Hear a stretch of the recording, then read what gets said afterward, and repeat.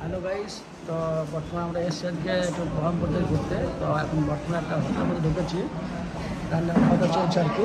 তো ভালো খাওয়ার প্রোগ্রাম আছে, ব্লগ ছিলাম ব্লগ ছিলাম আর কি। তো এসছি আজকের গোকর্ণ হোটেলের মধ্যে, মাতা হোটেল ঢুকেছি।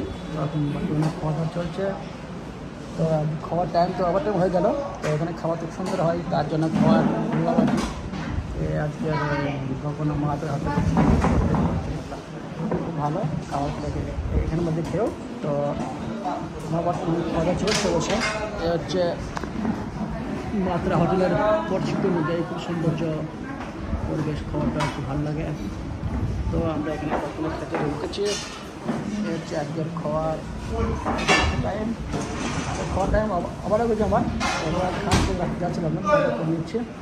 তো এখানে শেষ করে বেশি বাড়াবো না। আপনার সবাই ভালো থাকা, সুস্থ থাকা।